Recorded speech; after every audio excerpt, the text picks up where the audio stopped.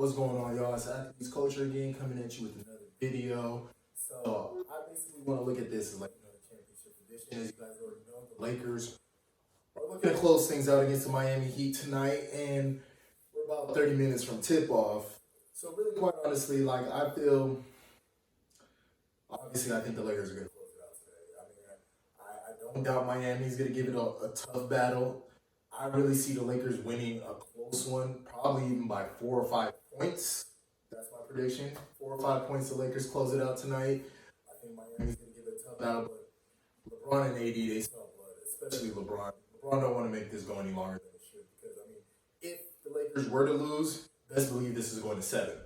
I wholeheartedly believe they'll go to 7 because Spoelstra, whatever he can find to muster up to get a victory, he's going to repeat that. It's going to be that rinse and repeat type of cycle. Just like when Jimmy Butler went off for 40, he knew, like, coming into the next game, the ball's going to have to go through Jimmy Butler, which is what they did wholeheartedly all throughout that game. So I just feel, honestly, with the talent the Lakers have, with LeBron James and Anthony Davis, they're going to close it out. But I just really want to say, like, living out here in Southern California and just, as long as I follow the Lakers, even the years where I was a diehard Laker fan and the years I've been against them, like this year and stuff, I'm going to say this is probably one of the least hyped titles, least talked about titles that the Lakers are going to have. Like, I mean, granted, there is a COVID situation, but people have been at home. I mean, I don't see Laker jerseys like there was before. I don't see in stores where every store was draped out in purple and gold. I just don't see that interest. And quite honestly, I think that's a reflection of the NBA ratings too as well. NBA ratings have dipped. And I just kind of feel like that's just bad marketing on the NBA's portion through the media. All throughout the year, all throughout this long season it's been, us, the consumers, have been sold Lakers, Clippers, Lakers, Clippers. And when that didn't happen, when the Clippers lost, literally it just sucked the life out of everybody else who was a casual or didn't really care to watch anything past a Lakers, Clippers type of matchup. And when that didn't happen, because that was really going to be the NBA Finals for us, like, at least for everybody else, that was truly the winner of that was going to determine who's going to win the finals. So when that didn't happen, that just kind of sucked the life out of everything. And it's not the Lakers' fault. I have everything to blame. All the blame goes to the Clippers, particularly Paul George. But hey, congratulations to the Lakers. I'm gonna just put it out there. They're gonna win. Miami, they fought hard, very valued. Jimmy Butler, kudos to him. And for all those who spoke ill will about Jimmy Butler, basically egg on your face because Jimmy Butler has put you guys all to shame. This is somebody who's a competitor, somebody who's disciplined, and showed that organizations like Minnesota and even Philadelphia, they just weren't disciplined areas. I mean, they try to go with the young talent there who aren't disciplined players like Karl Anthony Towns of the world, the Andrew Wiggins, the Joel Embiid, Ben Simmons. I don't want to put him in the undisciplined portion, but he hasn't really earned his stripes to be able to behave the way he does. So organizations like that really wanted to go with the young hip players, just not that rah aggressive type, and just thought that Jimmy Butler was a problem. They're starting to look bad. Jimmy Butler made them look bad, and an organization like the Heat, organization where Pat Riley has running down there, they want gritty players. They want players coming in ready to work. If you all know about the Heat, they put them on a strict weight regimen. That's part of the reason why Dion Waiters, who's with the Lakers, got suspended.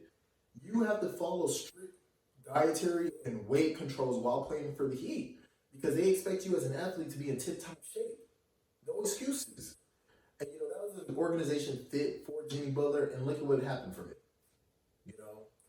I like to harp in this, this bubble into like a FIBA tournament or like what people have been calling like AAU tournaments where like the teams with the best guard play typically wins. And obviously that has been true throughout this postseason. Now you're gonna say, what about the Rockets? They had Westbrook and Harden, but let's remember Westbrook was hurt. All right, so they didn't really come in there facing the Lakers at 100%. Bring about Portland series. Hey, LeBron's been playing on the perimeters, killed that noise, and they faced injuries too as well. Particularly in Damian Lillard in the later round, the later part of the series. And when you look throughout there, look at Jamal Murray situation. Better guard than anything that the Clippers had at the guard look at even in the Milwaukee Miami Heat series, Miami shot lights out and they had the better guard play. So that's just basically how it's been going. The guard play really exploits it a lot of situations in terms of like AAU or like FIBA tournaments. Really, the teams with the best guard play, teams that can rebound and defend at high levels, they typically win all the time, and that's what's been said. And the Lakers kind of did that. They covered it all in all fronts. Rondo really stepped up and made up for the Lakers' loss in guard play. When people seen that Avery Bradley wasn't coming, I mean, I was one of them. Kind of wrote off the Lakers like, hey, it's a wash. But hey, Rondo stepped up. LeBron stepped up his point guarding game too because he was actually a drag on the Lakers at that position. We can talk about that in a later video, but he really stepped up his play too. And it all worked out for him in the end. So all said and done, kudos to the Lakers. I mean, they did their thing.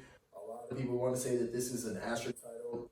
Quite honestly, we can debate about this whether it was difficult or not. All I would say is for such a long season as it's been, because it's been past a year, and going into a bubble situation where you can't leave, you're kind of confined to these places, the teams that did better were the more disciplined and focused teams. And that was the Lakers, and that was the Heat. As I earlier mentioned in this video, the Heat, they're a very disciplined and structured organization. The Lakers, they had a goal in mind. They put that whole do it for Kobe thing. So they were focused on that. They were lasered in. So the teams that were focused and disciplined survived through the bubble. Teams like the Clippers and Milwaukee, who were not focused and who were not disciplined, disappointed. Remember, Clipper players like Lou Williams and the rest of them, they didn't even want to come to the bubble. They didn't even want to play this. So that focus was already, it was done from there. You see Milwaukee Bucks, they had other agendas. George Hill, how they wanted to stop basically and more focus on more of the civil rights aspect of things. And there's nothing wrong with that, but their mind wasn't in, completing this whole bubble situation. Whereas the two teams who are now in the finals, they were focused and they were disciplined, and that's why they have been great. That's why they're playing right now. That's why they got to go as far as they did. And the team obviously with the better talent is gonna take it, which is the Lakers. But I want to hear what y'all have to say. Like, comment, subscribe down below. I want to give you guys predictions before the game starts off, and even after the game, what you thought about it. All right. So, till next time.